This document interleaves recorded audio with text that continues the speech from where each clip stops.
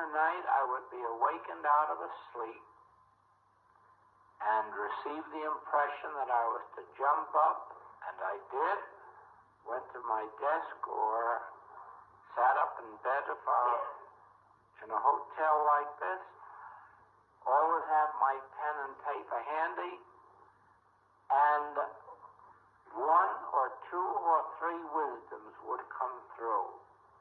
It took 2 years for just these few pages of wisdoms to be given to me.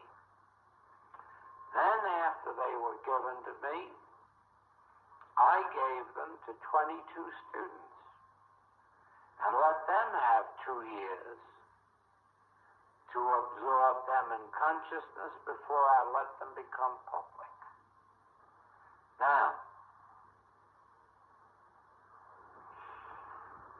there are many students who will not understand these wisdoms because they're not man's wisdom. They were not given to me by man's wisdom. They were given to me by the Spirit of God, by the voice of God, and they require spiritual wisdom to understand. And I just want to illustrate that in a few of these cases so that we have a correct understanding of prayer and its effects.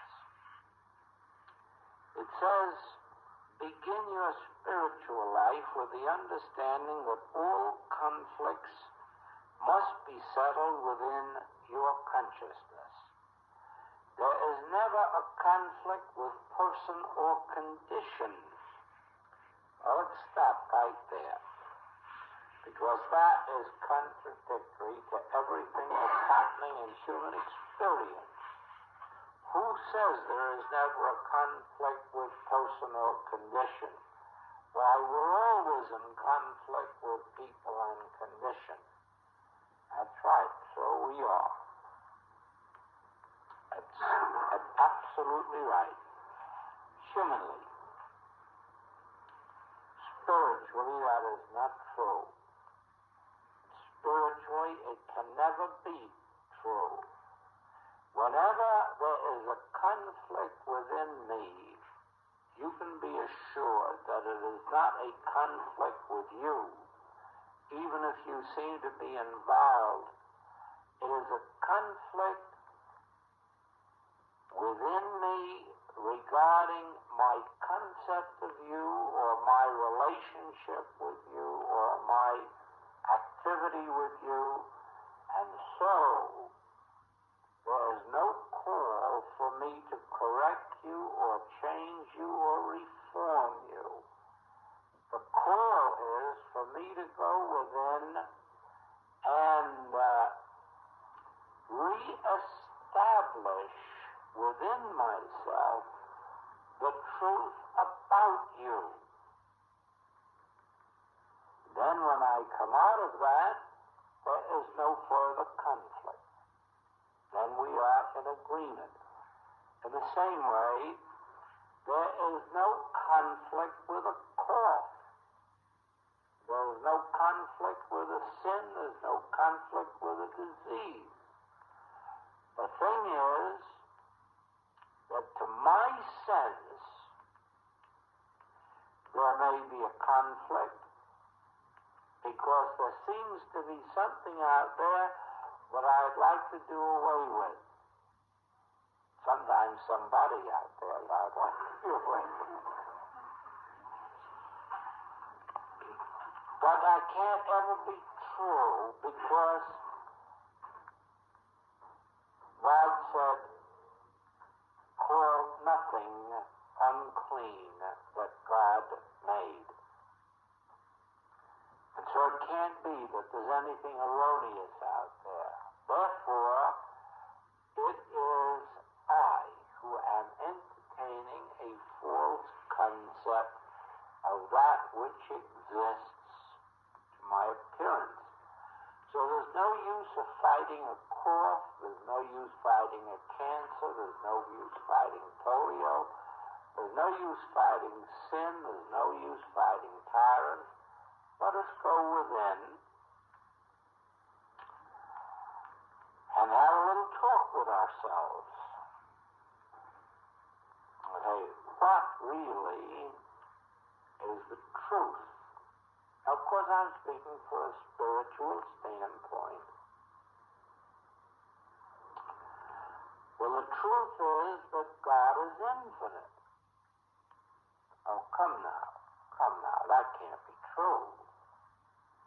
How can God be infinite and out here is a sick person, a sinful person, a dying person, a poor person?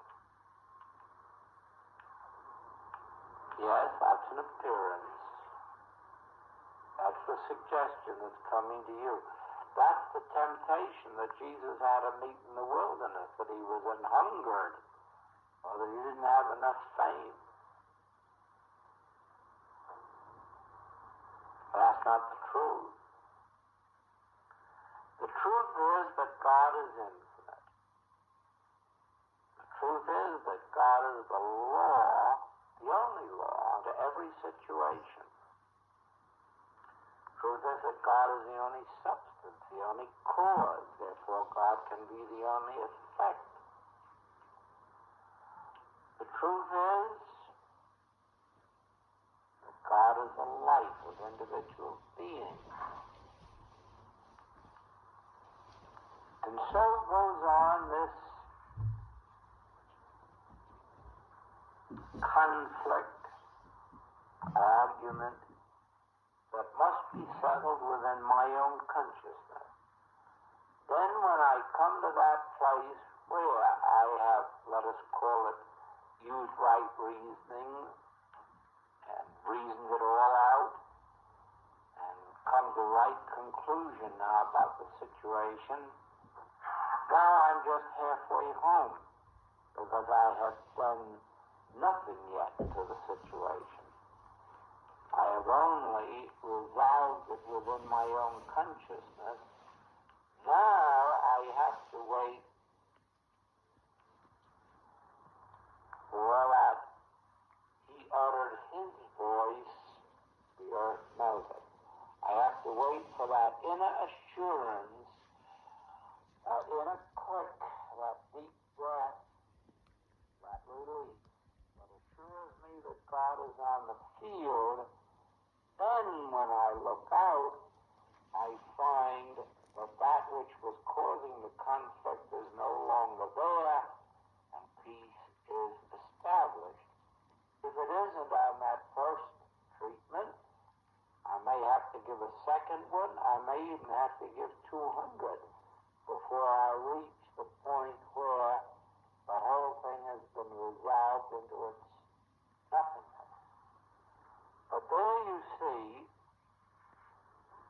that this argument is not our prayer, nor have we gone to God and asked him to do anything about this person or their body or their sickness or their sins or their lack.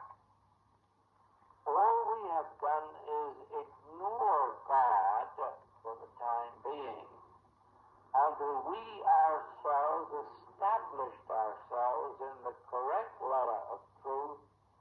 Then we waited for God to put his seal on the thing, for God's presence to be established, and then, of course, the harmony appeared. Now, and it goes on to say, therefore, make the correction within rather than attempt to change anyone or anything in the without. So it is with our healing work.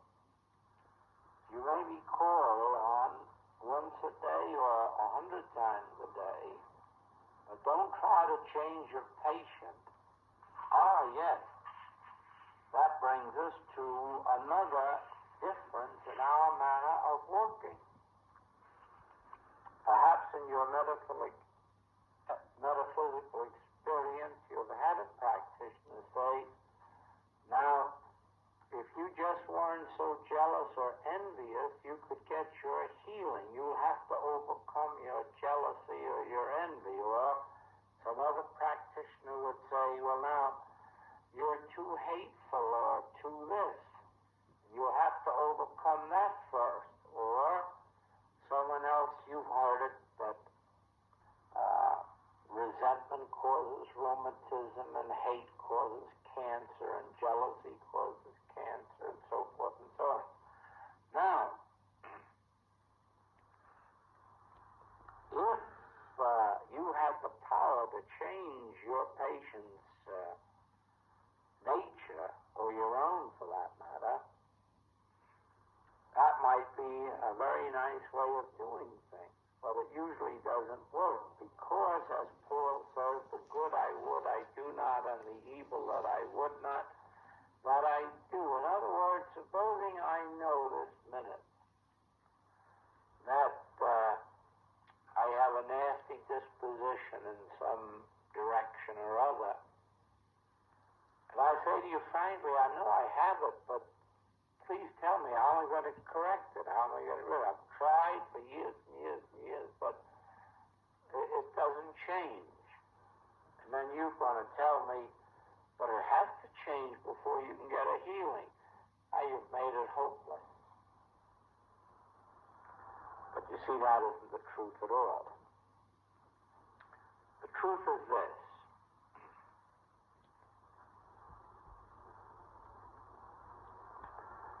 A false trait of character is just as much of an error as the disease that it's supposed to cause, and it's just as much of an illusion.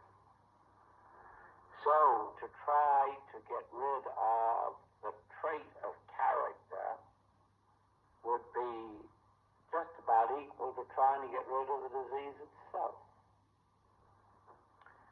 Neither one of those are necessary in spiritual ministry. What you have to do is ignore not only the disease, but the mental trait that claims to have caused it, and get back into yourself in the realization God is the only cause. God is the only causation. How can you acknowledge resentment to be a cause? How can you acknowledge hate, envy, jealousy, malice to be a cause? It is also said that we have nothing to fear but sin. That's nonsense. Because if sin were going to interfere with the healing, sinners couldn't get healed. But the Master came specifically to heal sinners as well as disease.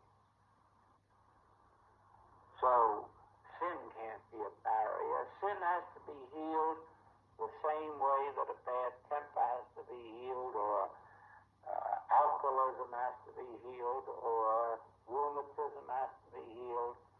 They're all healed in the one and the self-same manner